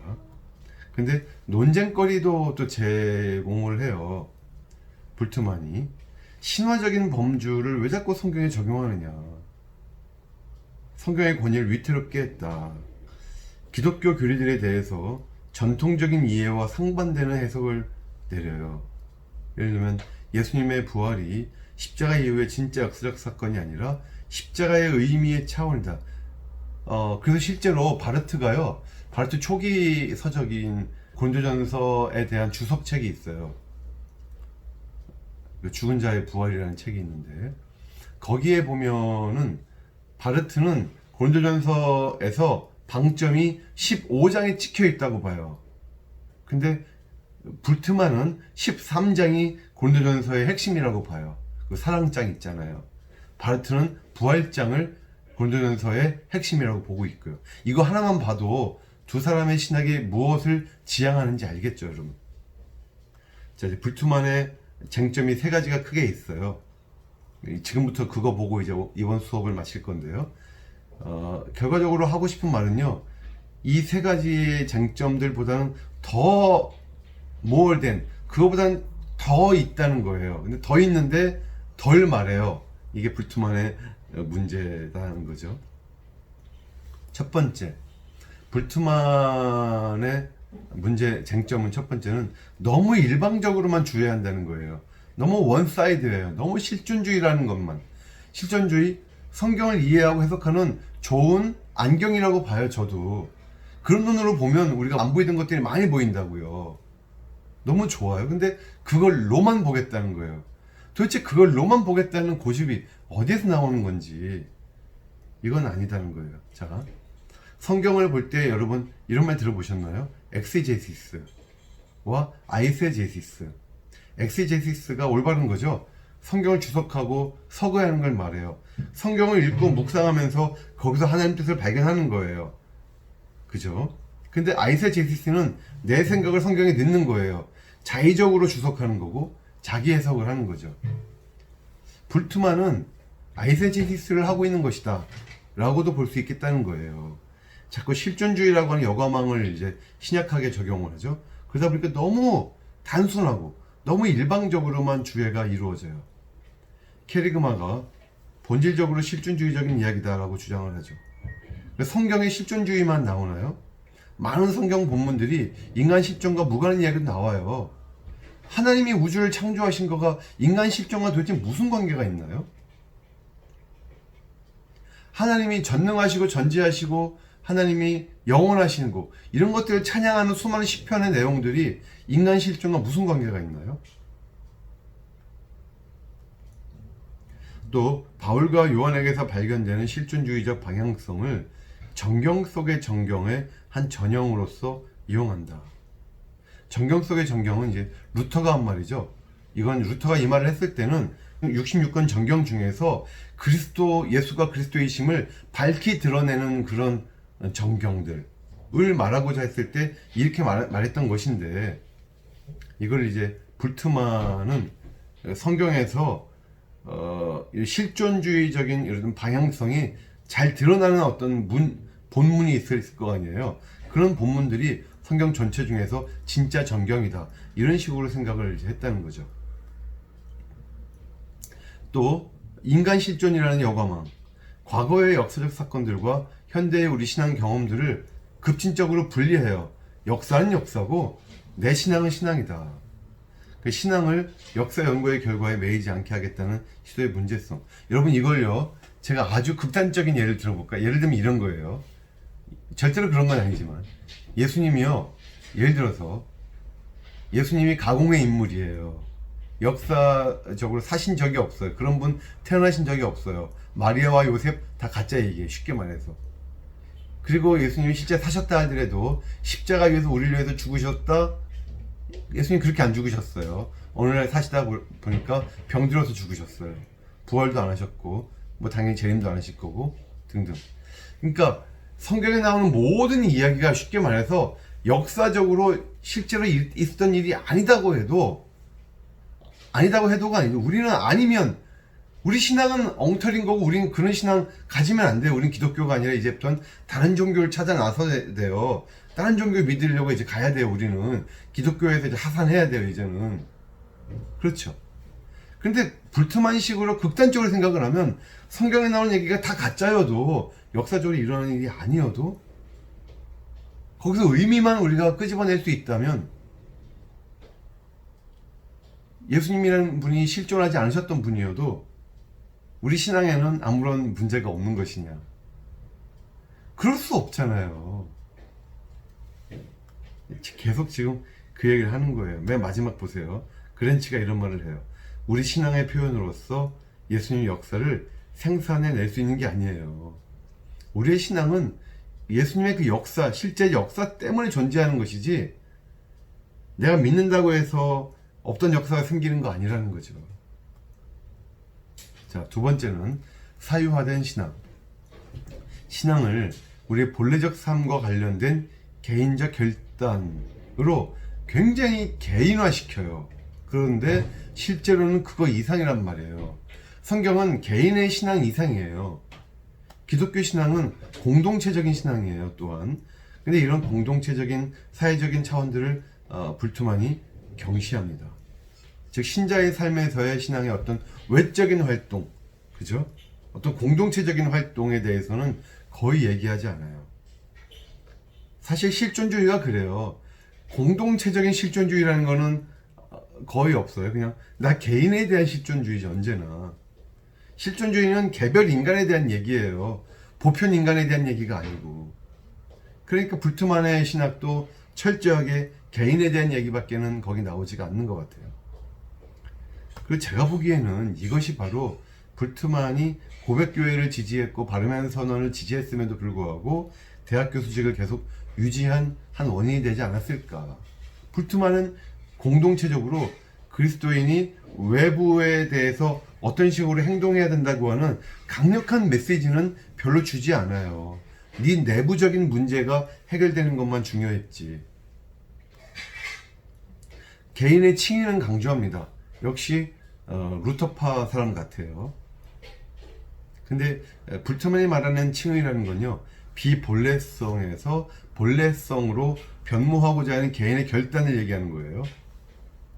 그러니까 여기에는 성화도 약화가 되어 있고, 어떤 실제적인 그리스도인의 삶의 역동성, 주님의 제자로서의 어떤 영적인 성장, 이런 얘기들은 다 강조가 안 돼요. 또 심지어 교회에 대해서도 얘기가 별로 없어요. 그러니까 불트만은 교회론이 굉장히 약해요. 세 번째는요, 왜곡된 하나님이에요. 정확하게 말하면 왜곡된 하나님의 초월성이에요. 트렁케이티드, 앞뒤 다 잘라버리고 자기가 하고 싶은 초월성의 일부분만 극단적으로 강조하는 경향이 있어요. 그러니까 인간 실존적 차원의 신학을 추구한 결과 신론이 굉장히 약화되어 있다. 신학을 본래적 실존으로 이끌어 가시는 하나님과의 체험적 만남을 국한시켰다. 아까 우리 봤죠? 하나님의 초월성이라는 그 자체만의 어떤 카테고리, 그 자체만의 어떤 범주를 생각하지 않고 인간의 어떤 실존주의적인 어떤 반응, 결단, 변화, 또 본래적 실존으로서의 어떤 기투시키는 이 모든 과정에서의 어떤 하나님의 초월성만 생각하는 거예요. 단독으로서의 초월성이 아니라. 자, 그럼에도 그랜치는 이런 말을 해요. 전 그랜치가 불트만을 기본적으로 비평하는 입장 같아요. 근데 비평하면서도 계속 이런 면에서는 디펜스를 해주더라고요. 그럼에도 불트만이 신학을 인간학으로 환원시켰다고 말하는 것은 옳지 않다. 그러면서도 이런 말을 해요 또. 하지만 불트만이 이렇게 말했던 것도 사실이다. 우리가 하나님에 대해서 말할 때 인간에 대해 동시에 말하지 않는 진술은 불가능하다. 하나님에 대해서 말하려면 언제나 인간은 얘기해야 돼. 같이. 하나님만 얘기하는 거 불가능하다. 누가 생각나세요? 이것도 슐러의 마허예요. 그러니까 많은 사람들이, 많은 신학자들이 바르트를 이제 비평할 때 바르트가 슐러의 마허를 그렇게 극복하려고 했으면서도 결국은 슐러의 마허의 영향 아래에 있었다. 극복 못했다. 근데 제가 보기에는 불트만이 더 심해요. 불트만은 끝까지 슐러의 마허적인 이런 부분들을 가지고 있었어요. 그렇다면 하나님의 영원하신 본질은 신학의 범주가 아닌 거예요. 하나님의 삼위일체, 내재적 삼위일체, 하나님의 어떤 전능하심, 우리가 바르트가 하나님의 속성, 어트리뷰트를 완전성, 탁월성이라고 말했다 그랬죠. perfection. 그래서 바르트는 하나님의 완전성이 두 가지라고 봤어요. 자유와 사랑. 하나님은 어떤 분이신가요? 누가 바르트에게 물어보면 바르트의 대답은 그거예요. 하나님은 자유롭게 사랑하시는 분입니다. 이게 바르트의 대답이에요. 자유롭게 사랑하시는 분. 그 자유가 바로 하나님의 초월성이잖아요. 우리 지난 시간에 배웠어요. 기억나시죠? 거기에 바로 영원하시고 전능하시고 전지하시고 편지하시고 이런 내용들이 다 들어가는 건데, 그런 부분들은 불트만에게는 얘기할 수가 없는 거라는 거예요. 그런데도 불트만은 그걸 얘기할 수 없는 게 신앙의 목적과 일치한다는 거죠. 왜냐하면 신앙의 목적은 우리 실존주의적인 어떤 우리 인간의 각 사람의 문제성 질문들에 대한 어떤 성경을 통해서, 하나님 말씀을 통해서 우리가 변화되어지는, 여기에서만 우리 신앙이 있다고 봤으니까 하나님 자체에 대한 얘기는 안 하는 게 당연하다, 이렇게 본 거죠. 근데 그랜치는 말합니다. 신학이 당연히 말할 수 있고 또 어떻게 보면 말해야만 되는 그것을 왜 근거 없이 너무 축소시켰다는 거예요. 우리 이사야 말씀에도 그렇잖아요. 하나님이 인간을 창조하신 목적은 하나님을 찬양하게 하십니다. 하나님을 찬양하게 하신 것이 인간 창조의 목적이라고 분명히 이사야서가 여러 번 말했는데, 하나님을 찬양을 하려고 하는 부분이 실존주의적인 찬양만 있겠어요? 하나님 자신이 너무나 멋있으시고 너무나 훌륭하신 것에 대한 찬양이 왜 불가능하냐는 거예요.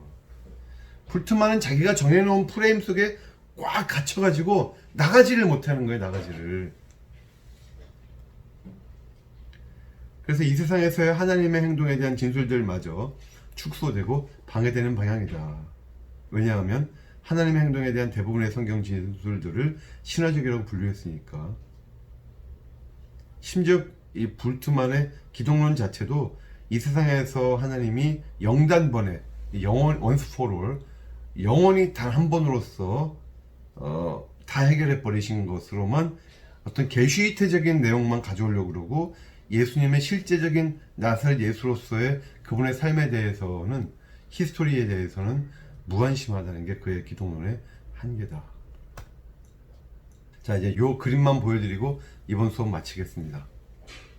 저는 이 스누피 나오는 요 분의 그림을 참 좋아해요. 왜냐하면 이 짧은 그림 속에 생각할 거리를 참 많이 주기 때문에 그래요. 자, 옆에 남자 꼬마가 말을 합니다. 소돔과 고모라가 멸망당했을 때 롯과 그의 두 딸들이 도망쳤어. 하지만 그의 와이프는 소금 기둥으로 변해버렸지 라고 이제 말을 한 거예요. 여자친구한테. 그랬더니 스누피가 옆에서 이런 말을 합니다. What happened to their dog? 그 사람들 개는 어떻게 됐을까? 이 강아지 개니까 다른 집 개에 대해서만 관심이 있는 거죠. 자, 그런데 제가 이 사진 보여드리는 이유는요, 만약에 이 개가 불트만 집 개였다면, 우리가 왜 서당집 개 3년이면 풍어를 읊는다 그러잖아요. 불트만 집에서 3년 동안 살았던 개라면 이 개가 아마 이런 말을 하지 않았을까 생각을 해요. 아까 우리 소돔과 고모라 얘기하고 또 롯 얘기하고 이런 소금 기둥 얘기했을 때 It's just a myth. 그건 그냥 신화야. Waiting for your interpretation. 내 해석을 기다리고 있는 신화일 뿐이라고. 이 바보야. 이게 이제 불트만 집계의 음성일 거라는 거죠. 우리말로 하면 이런 거예요. 그냥 그건 그냥 신화야. 네 해석을 기다리고 있는 이 바보야. 예, 제가 이 원본을 이런 식으로 약간 바꿔서 한번 만들어 봤는데요. 그래요. 이게 어떻게 보면 불트만 신학의 단점이면서 또한 특징이기도 해요. 다 신화화 시켰고 그것을 또한 해석을 실존주의적으로 해보려고 하는 모습. 불트만의 어떤 그런 충정을 모르는 바는 아니에요. 그렇게 해야 현대인들이 성경을 이해할 수 있지 않겠냐 이거죠. 하지만 그 충정 때문에 슐라이어마어가 엄청 자유주의로 빠졌고 리츠리 자유주의로 빠졌고 그런 거잖아요. 그래서 사실 저도 불트만이 자유주의를 극복한 신정통주의라고 일반적으로는 알려져 있지만 저도 그렇고 많은 사람들이 불트만 그러면 벌써 거의 자유주의와 동급으로 생각하는 분들이 많아요. 뭐 그렇습니다. 하지만 계보로만 보면 자유주의 다음에 나온 신정통주의 신학자로 되어 있죠. 자, 열심히 우리가 공부하다 보니까 벌써 이제 연료가 다 이제 소진되어 갑니다. 거의 연료가 안 남았네요.